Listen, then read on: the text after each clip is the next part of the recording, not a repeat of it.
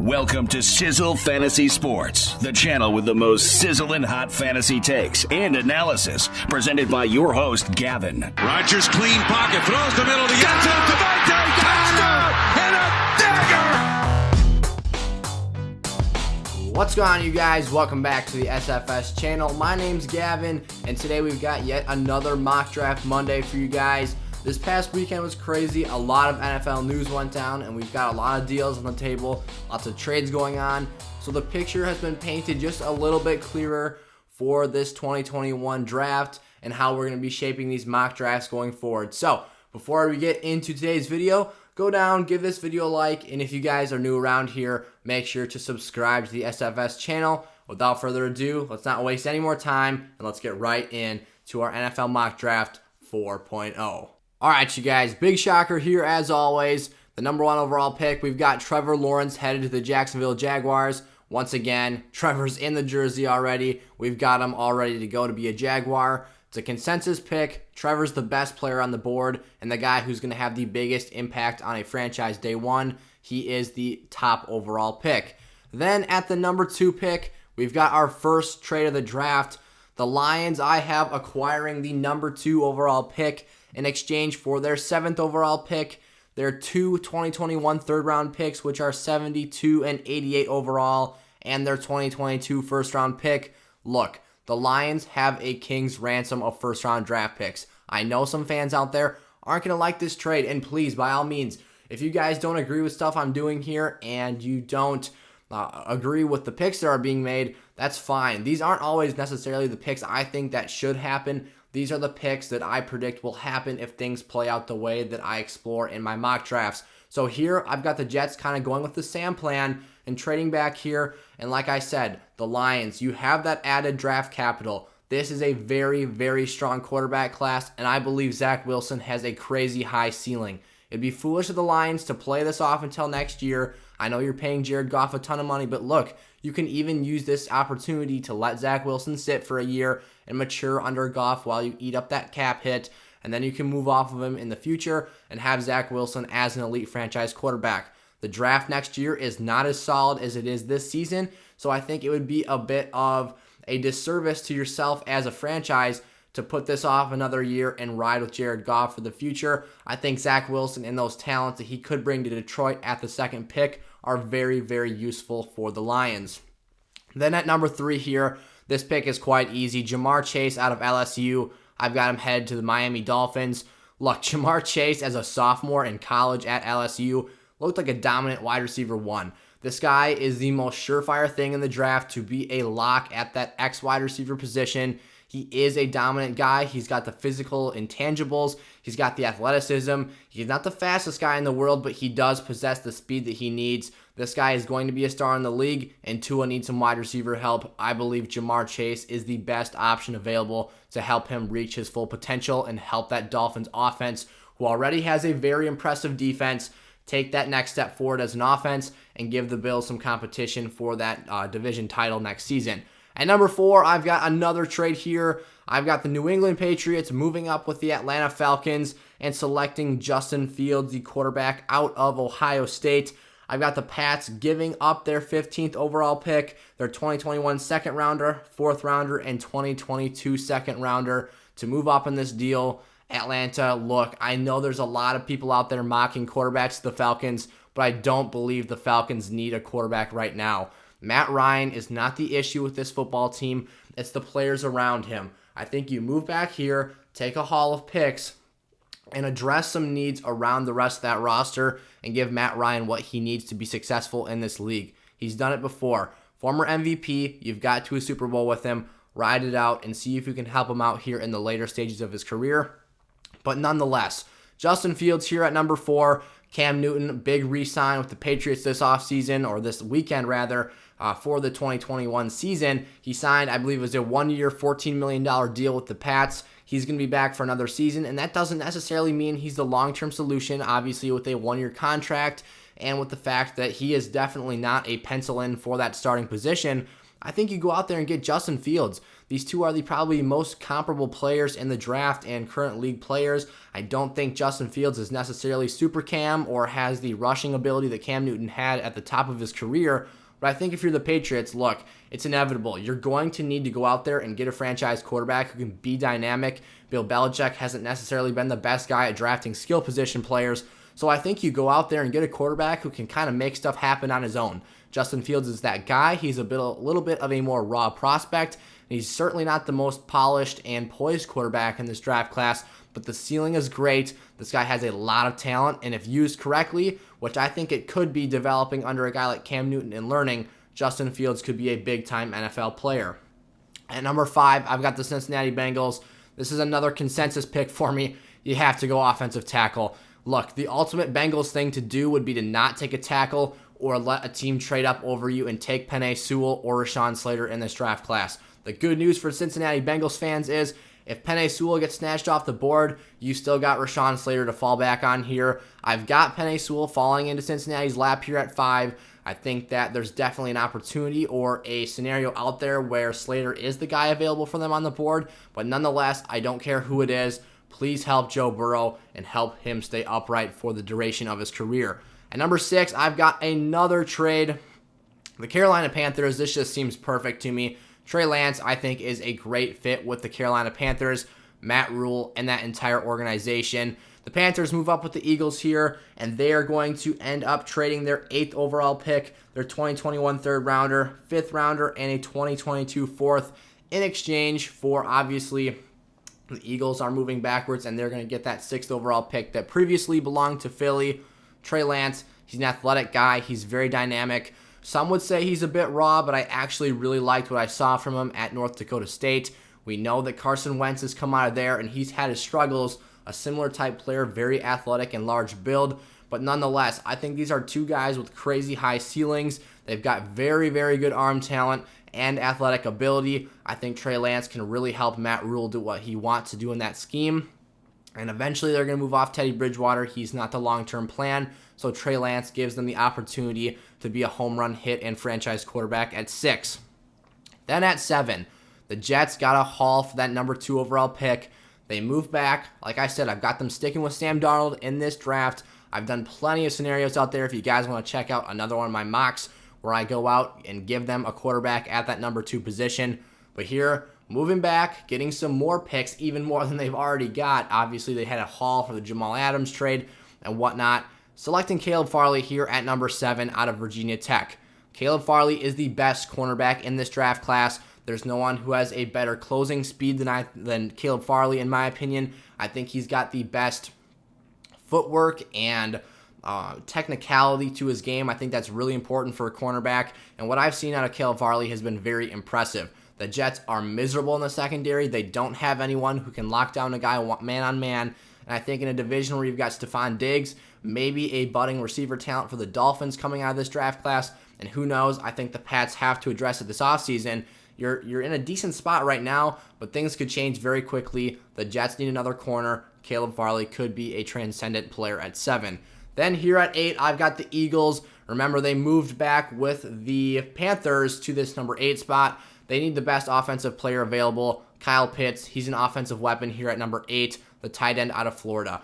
He's arguably the second best pass catcher in this class behind Jamar Chase, in my opinion. I know not everyone has their rankings the same, but Kyle Pitts is a beast. We know the Eagles like their tight ends. It's somewhat likely they move off of Zach Ertz this offseason, and while they do have Dallas Goedert and Richard Rodgers, I think there is still something here to having that elite talent and game-changing ability. They could go a lot of places with this pick. They could also go wide receiver or even somewhere on the defensive side of the ball. But I think Kyle Pitts at 8 here. Look, you need to see if Jalen Hurts, is he that guy this season? Go out, get him some more weapons, and see if he can work with the talent you put around him and figure out if he is the answer or not for Philly. Then at 9 here, a consensus positional pick for me. The Broncos need cornerback. It's undisputable. You have to take someone in the secondary if you're the Denver Broncos. Caleb Farley, I had him going as early as I've ever had him go in a mock draft here on the channel at number 7 to the Jets. Here I have Patrick Surtain, the next best available corner, going at number 9 to Denver. This isn't the first time I've mocked the Broncos taking Patrick Surtain, but it is the first time that he has been the top guy on the board for me, because while I flip-flopped him and Farley in previous mocks going to the Cowboys and whatnot, Patrick Surtain is the best available talent right now, and the Broncos really need that corner help with a lot of guys being released and off contracts here this season. At number 10 here, I've got the Dallas Cowboys, going with what some fans might see as a little bit of a head-scratcher and be wondering where this pick is coming from. They've already got 2 bookend tackles and very, very solid talent at the position.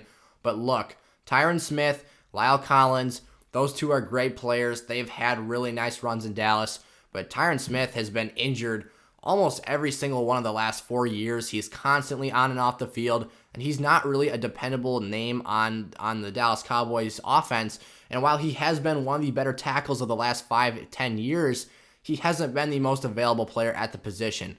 Lyle Collins, he's also solid, but he's rehabbing from an injury right now. He's a little bit up in the air as to whether or not he's going to be back to 100% for week 1, and whether or not going forward we can depend on those 2 bookend tackles to be available for Dallas. Rashawn Slater, I think very, very highly of him out of Northwestern. I think that Rashawn Slater is maybe even more NFL ready today than Penei Sewell is. He doesn't necessarily have the freakish athleticism of Sewell, but this guy is very technically sound. He is very, very good at pass setting, and he even has locked down some of college's best pass rushers in his time at that level. So at number 10 here, Slater of the Cowboys. I think this one helps the team out a lot and helps Dak stay up on his feet in a big year, coming off a big injury and obviously on a new contract for Dallas. At number 11, I went back and forth with this one. I got Jaylen Waddle headed to New York this time around. I went back and forth with him and Devontae Smith, and if you guys checked out my Devontae Smith versus Jaylen Waddle film breakdown where I decided who the better receiver is and who I would probably ultimately rather go with, I ended up choosing Devontae Smith. But I also mentioned at the end of the video, I think that there are some teams where Jaylen Waddle is a better fit, and I wouldn't fault them for drafting him over Devontae Smith. I think that these are both very dynamic players. They both have crazy high ceilings, but Jaylen Waddle to me feels like a New York Giant. He meets that Odell Beckham Jr. mold. He's very, very explosive coming out of his routes. He loses almost no velocity at the break, and this guy makes contested catches at an elite level. He's super, super quick, like I said, a very great player, and I think it's key for the Giants this year in year 3 to make this season about Daniel Jones. Don't let them have any more excuses for that offense. Go out there and provide him with some talent and see if he is truly the option for that franchise and the future going forward. I think Jaylen Waddle is a star in this league, and I think that he brings out that potential in Daniel Jones, and you'll have your answer moving forward whether or not the quarterback spot has been fulfilled with Daniel Jones' services. At number 12, I've got the 49ers here taking Mac Jones out of Alabama.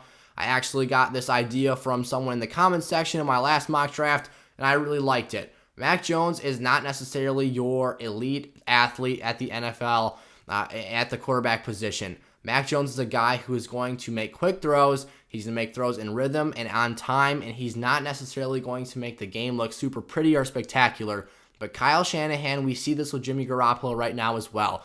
Jimmy G is also not the most mobile quarterback in the world. He's getting paid a ton of money. I think if you can go out there and get Mac Jones, who's a similar player and can be an elite game manager for a very great offensive head coach and a great offensive mind, you can set that system up for success and even maintain some big end defensive contracts on the other side of things. If you look at teams that win Super Bowls, it's typically teams with cheaper quarterback contracts and great defenses, and this typically happens in the rookie deal. We know by year 4 if the quarterback is it or not, and we'll find that out pretty quick with Mac Jones. But if he is the option and can even replicate what Jimmy G does for this team, you're going to be able to pay guys like Nick Bosa huge amounts of money on the defensive side of the ball. Fred Warner's in for a big payday. It's just going to set this team up for success, to have elongated success in the league and be a contender for a healthy bit of time here. So I think Mac Jones provides a pretty safe option to move off of Garoppolo this season and even moving forward. At number 13, I've got the Los Angeles Chargers taking Alijah Vera-Tucker, the offensive lineman out of USC. This is a huge team need for LAC here. Look, Vera-Tucker is one of the most versatile offensive linemen in this draft class. I think it's key that the Chargers go out there and address somewhere on the offensive line in their first 2 picks this season. And Alijah Vera-Tucker being on the board here at 13, I think fulfills a big need We know the Pouncey brothers, they retired. That creates another hole in the interior of that offensive line. And even left tackle's a position that I think that Justin Herbert could benefit from if they addressed. So Vera-Tucker being a guy who can play 4, maybe all 5 spots in the offensive line, I think that versatility is greatly put to use on this Chargers football team and really helps that run game and pass game get going this season. Then at 14, the Minnesota Vikings would be foolish to go anywhere other than Christian Darrisaw or the best available lineman in the draft class. Darrisaw, the offensive tackle out of Virginia Tech, is a big human being. This guy's a mauler and a very dominant physical player. I think Darrisaw fills a huge need for this football team. Obviously, the Vikings just cut Riley Reiff and saved a ton of money from doing that. I think a lot of Vikings fans, being a Packer fan, I know quite a bit of Vikings fans, and they're all very happy about this. He would oftentimes get smoked by Zadarius Smith and let up a ton of sacks, but nonetheless, Kirk Cousins needs some time to throw the football. I am a Kirk Cousins believer, and I think he's a top 12 quarterback in the NFL. Christian Darrisaw could really help him step up his game and honestly help the offense in Minnesota as well. Dalvin Cook would probably love a big boy to run off tackle with on the outside edge and spring some huge plays off of. And like I said, give Kirk some more time. I think he really can take this football team the places they want to go. And I think Darrisaw is the option here at 14. Then at number 15, the Falcons in the move where they moved backwards with the Patriots. I've got them taking Micah Parsons out of Penn State. Parsons falls down the board here a little bit farther than I typically have him going, but I think Micah Parsons, this is an appropriate time to have him come off the board. I think Micah Parsons is that dominant off-ball linebacker, who can do a lot of things like they wanted Deion Jones to do. Obviously, Deion Jones was great as a rookie. They reached the Super Bowl, but injuries have kind of derailed him and slowed him down in his path. And I think it's time to go elsewhere, go another direction, and try and get another player to fulfill that role. Micah Parsons is highly athletic. He can blitz the quarterback. He can drop into coverage at times, although it's not his strength. And he can also fly downhill and blow up running lanes. I think the Falcons really need defense in this draft. That offense is very solid. The one thing they could address is the running back position or the offensive tackle spot, where Matt Ryan has kind of been a sack dummy as of late. But I think you start on defense here, and the way this draft is going, and you play things out and see if you can bolster that group in 2021. At 16, I've got the Cardinals going with J.C. Horn, the corner out of South Carolina. Look, J.J. Watt came to town last week. It was a big deal for this Cardinals franchise. I had them going interior defensive line with my last mock draft, but now with Watt coming to town, I think that advances the need for corners a little bit up the board and makes that a more prominent issue for the team. They're parting ways with Patrick Peterson this offseason, so once again, for a secondary that already was not elite by any stretch of the imagination, they have an even greater desire for the cornerback position. They've got some pretty solid safety play, but the actual outside cornerback position that you're going to need to cover those DK Metcalfs, Tyler Lockett's, the 49ers wide receiver core, which always has some very talented names in it. And then you've got Robert Woods and Cooper Kupp in Los Angeles with the Rams. You're going to need someone who can cover those guys. So J.C. Horn being that big, tough press man corner, I think he greatly helps out this Cardinals organization and gives the team something that they're looking for on the back end at 16. Then at 17, I think this is 3 mock drafts in a row here with Kwity Paye heading to the Las Vegas Raiders. Look, these guys, they need pass rush bad. Max Crosby, Cleveland Farrell, they're decent players, but they are not exactly giving you the sack production you need in the NFL in today's age. The quarterbacks are too good right now. Passing offenses are the primary focus of the NFL, and you need someone that can slow down that passing game and prevent quarterbacks from just airing it out all over your defense. The Raiders have one of the worst defenses in the league right now. They have a minimal sack production. They're terrible on the back end. I think Kwity Paye here is the best edge rusher in this draft class, and at the very least, you can try and kill 2 birds with 1 stone by increasing that pass rush and limiting the time that your corners have to cover. At 18, I have an early pick for running back here, but I think the Miami Dolphins would actually be greatly rewarded with going Travis Etienne here out of Clemson at number 18. I was dead set here, you guys, that Aaron Jones was heading out of Green Bay and heading to Miami, and I thought it was a great fit. Aaron Jones is very dynamic. He can run and catch the ball very well, and I thought this would help Tua a great deal. His comp, obviously, for the heights of what he could be was Drew Brees, and what does Drew Brees do really well? He gets the ball to safe players, and he gets it to the open man. that a lot of times recently has looked like Alvin Kamara and a great receiving back out of the backfield. Travis Etienne, he is just that. I've actually comped him to Alvin Kamara. He just ran a very quick 4.440. I think Travis Etienne is going to come in this league and be a star. Obviously, Aaron Jones re-signed with the Packers, so he's off the table right now for the Dolphins, and they are going to need to address that running back position at some time. I think Travis Etienne gives them top-end talent at 18. Then at number 19, Devontae Smith. He fell all the way down to 19 in this draft. But you guys, it might sound crazy, but CeeDee Lamb fell all the way down to 17 to the Dallas Cowboys last season. So I don't necessarily think it's too wild to have him falling to 19 here, because I might even argue that CeeDee Lamb is a better player and prospect than Devontae Smith is this season. Nonetheless, Devontae Smith here at 19 is a huge need for the Washington football team. These guys are depleted at the offensive pass catching and just offensive weapon position. They finally had some insertion of talent with Antonio Gibson in the backfield, but he ended the year hurt. Terry McLaurin solid, but he can't do everything by himself. They had to have guys like Logan Thomas step up this past season, and overall this team's offense is just very, very weak. So go out there, get yourself a really polished wide receiver and a guy who runs great routes. Devontae Smith, I think, is a great fit at 19. Then at number 20, another probably unpopular pick here. I've got the Chicago Bears selecting Gregory Rousseau, the edge out of Miami. Hear me out here, you guys.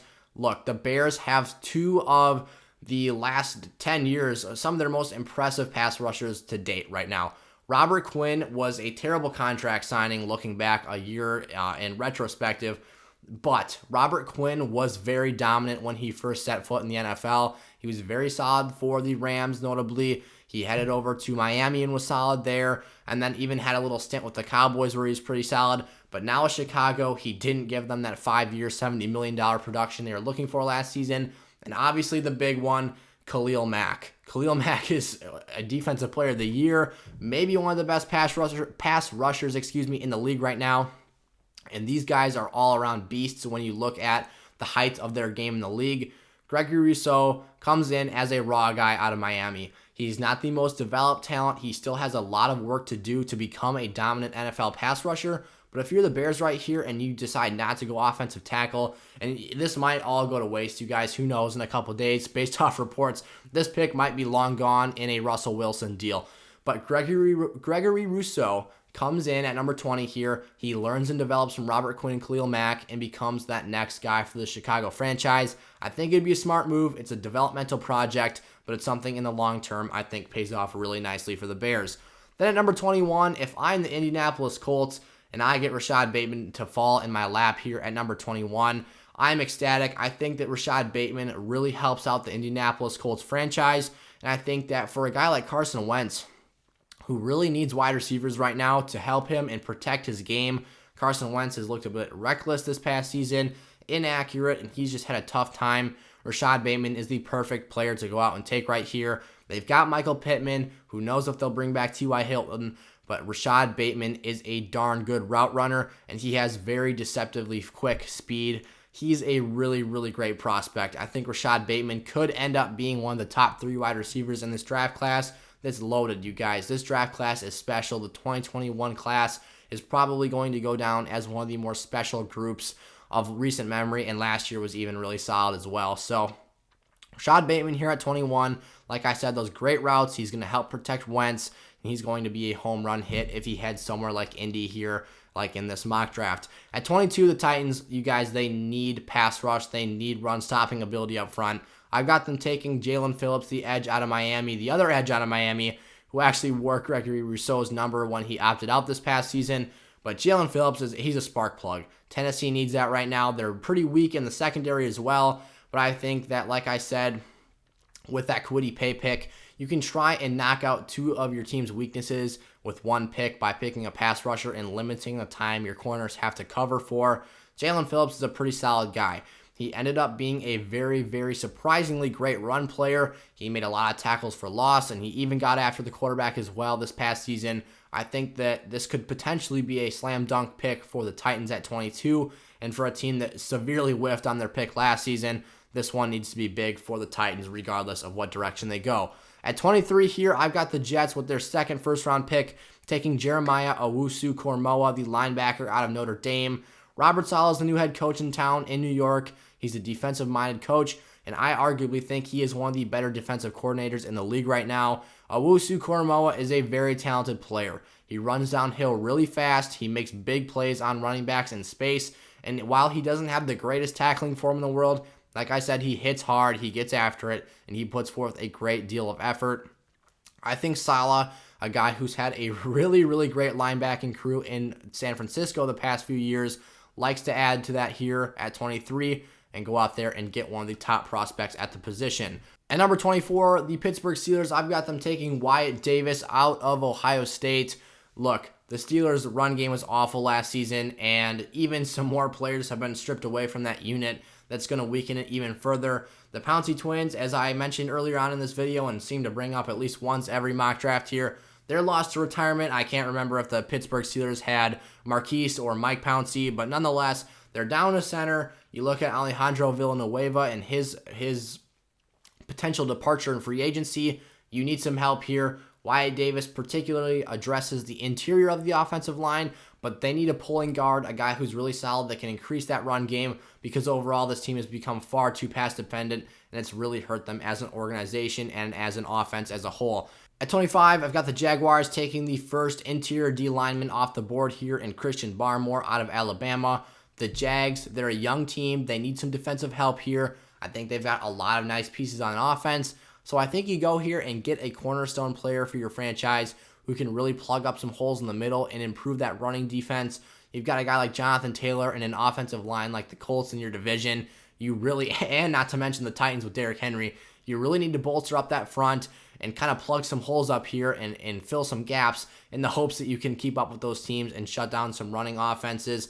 The Jags last season did not do so hot in that category, so it's a big deal they address that here. At 26, I've got the Browns taking Nick Bolton out of Mizzou. This is another pick I really like for Cleveland. I've had them going linebacker the majority of the time here. When I went back and watched tape from the Browns this past season, their tackling is just miserable. The linebackers at the second level are just flailing around and missing guys in open field, and it's quite embarrassing to watch. Nick Bolton's a very athletic guy. He can cover the field. He's pretty darn fast. I think he helps the Browns a lot here at 26. And for a guy who can also cover a bit as well, I think Nick Bolton can really upgrade that defense and help them not get into so many shootouts and high-scoring games next season. At 27, I'm sticking with my pick from my last mock draft. I got the Ravens taking Terrace Marshall Jr. out of LSU. I think Terrace Marshall is that stereotypical wide receiver one in today's NFL. 6'3", he's a large guy, and he can go out there and win at the catch point.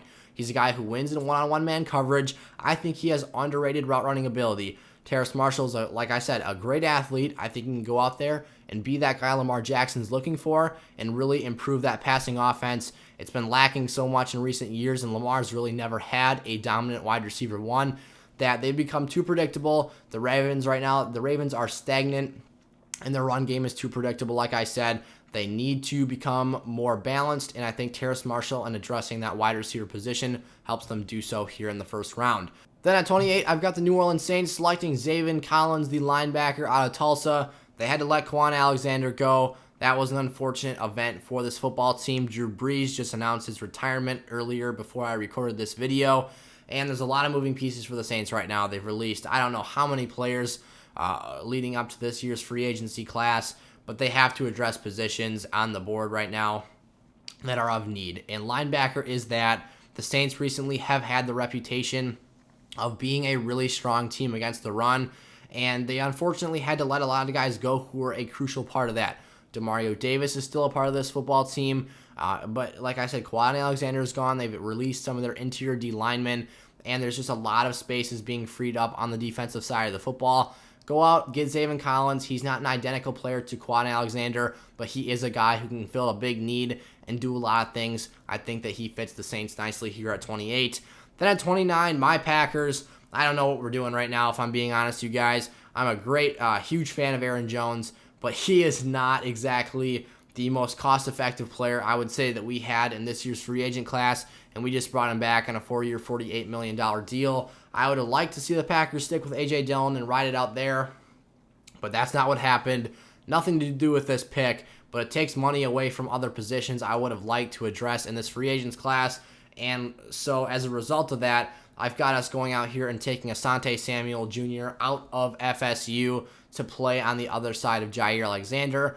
Both of those guys, they're not the tallest players in the world. They're not the most physical corners, but they've got some very, very solid technique. Very athletic guys, very quick, and they can break on the ball pretty darn fast. I think that this could be a big deal with Kevin King being a free agent. I'm personally a Josh Jackson believer. I think that our second rounder we spent on him a few years ago can be put to use here, and I would like to see him get some playing time, but he hasn't been given the shot to play for probably a reason, so I think it might be a smart idea to go with corner at 29 here. Then at 30, this one's pretty standard for me at this point. Joe Tryon out of Washington is a very dynamic pass rusher and a guy who can play a lot of positions, or at least be diverse with what he does on the football field. And for a Bills team that I think is lacking pass rusher right now, I really like him at 30 here, and I think he can revitalize that unit. I think the Bills are really close to walking that line of two quarterback dependent. Josh Allen really carried the load for that football team. I mean, they don't even really have a run game. They're just so pass-centric, and their running offense is Josh Allen on the goal line. And so then when you look at the defensive side of the ball, they've got some really, really nice pieces, but not having a pass rush could be incredibly dangerous. I think you have to address that here at 30 with Joe Tryon. At 31, I've got the Chiefs taking Alex Leatherwood, the offensive tackle out of Alabama. This is unquestionably and undebatably the biggest need for the Chiefs right now. They have to address the tackle position. They cut Mitchell Schwartz. They cut Eric Fisher. You have to go out there and get someone else for Patrick Mahomes to be protected by. They didn't play in the Super Bowl, and look what happened. Mahomes was running for his life. He had some crazy yardage total of scrambling yards that he had in that game. You've got to take the best tackle on the board here. I don't know if the Chiefs think that's going to be Alex Leatherwood, Tevin Jenkins, Jalen Mayfield, or another guy on the board, but it has to be an offensive lineman. You can't go out there with Pat Mahomes next season and expect him to take hits and just be dominated. It's going to turn out rough if you do that. Go out there and take a tackle here at 31. And then finally, the Tampa Bay Buccaneers, I've got them taking Joseph Asai here out of Texas. I've got them switching things up and just going to different spots at the pass rusher position here at the back end of the first round. They haven't yet brought back Shaquille Barrett, but I'm sure they're working on that. They got Chris Godwin back on the franchise tag, and Levante David back on a 2-year extension, I believe. So Joseph Osai, in the event that you don't get Shaq Barrett back here, he's a solid edge rusher. Another name to keep in mind is Azeez Ojulari. But just in general, I think Tampa Bay is well-suited going with pass rushers here at 32.